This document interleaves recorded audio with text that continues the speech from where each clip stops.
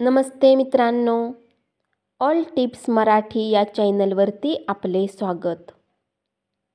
चला तर मग जाणून घेऊया जिवंतिका पूजन. श्रावण हा अत्यंत पवित्र असा मराठी महिना आहे. या महिन्यात अनेक पवित्र असे सण येतात. श्रावणी सोमवार, बृहस्पती पूजनानंतर येणाऱ्या श्रावणी शुक्रवारी जिवंतिका पूजन येते. यालाच जिवतीची पूजा असे देखील म्हटले जाते. मंगळागौरनंतर येणाऱ्या एका श्रावणी शुक्रवारी जिवंतिका पूजन येते. जिवतीची पूजा ही श्रावणातल्या 4ही शुक्रवारी केली जाते. जिवतिका पूजेचे महत्त्व. जरा जिवंतिका देवीची पूजा या दिवशी केली जाते. जरा म्हणजे म्हातारपण आणि जिवंतिका म्हणजे जिवंत ठेवणारी, म्हणजेच माणसाला दीर्घायुष्य देणारी अशी देवता.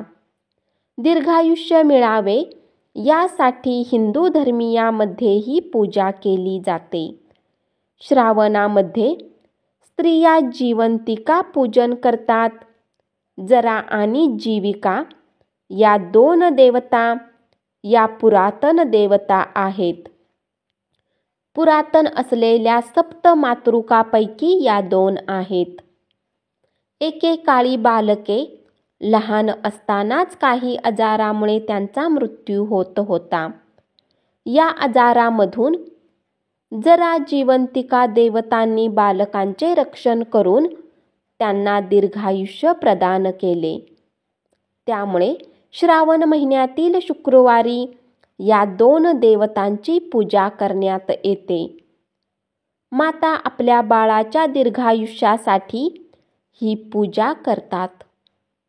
श्रावण शुक्रवारी कुलदेवीची, लक्ष्मी मातेची तसेच जिवतीची पूजा करावी. ज्या योगे देह धारण होते त्या प्राण, अपान, व्यान, उदान व समान या 5 प्राणांची प्रतीके म्हणून पुरणाच्या 5 दिव्यांची तिची आरती करावी.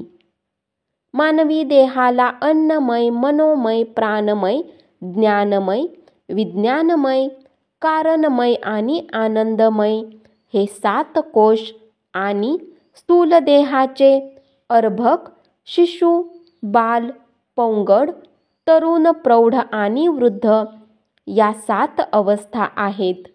जिवंतिका या देवता त्या सप्तकोशाचे प्रतीक असून 7 बाळे ही त्या अवस्थांची प्रतीके आहेत.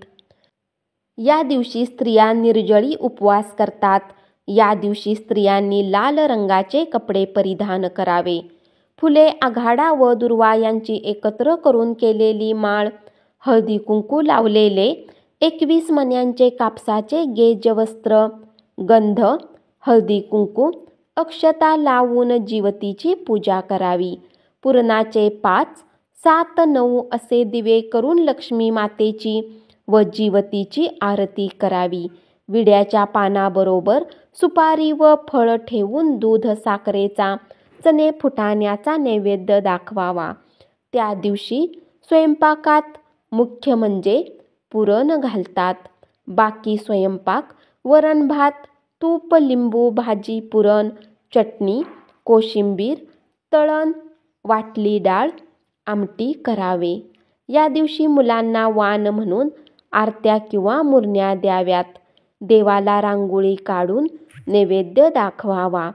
सवाष्णीच्या ताटाभोवती रांगोळी काढावी. जेवणात बसण्यापूर्वी पानापुढे विडा, दक्षिणा ठेवून नमस्कार करावा. जेवण झाल्यानंतर सवाष्णीची खणा नारळाने ओटी भरावी. जिवतीची पूजा करून तिला औक्षण करून तिची आरती झाल्यावर घरातील लहान मुलांना पाटावर बसवून त्यांना पण औक्षण करावे. कुंकू, अक्षता लावून खडी साखर, फुटाणे व आरत्या मुरण्यांचे वाण देऊन निरंजनात 5 वाती ठेवून त्याने औक्षण करावे व आपल्या मुलांच्या कल्याणासाठी व दीर्घायुष्यासाठी देवीकडे प्रार्थना करावी. जर आपली मुले परगावी असतील तर 4 दिशेला औक्षण करून अक्षता टाकाव्यात. म्हणजे परगावी असलेल्या मुलांचे औक्षण केल्यासारखे होईल. त्या दिवशी देवीची ओटीही भरावी. हे व्रत स्त्रीत्वाचे, मातृत्वाचे, वात्सल्याचे गौरव करणारे व्रत. चला आपणही त्याचा एक भाग होऊया. धन्यवाद. अशीच माहिती रोज ऐकत रहा आणि चॅनलला जरूर सबस्क्राईब करा.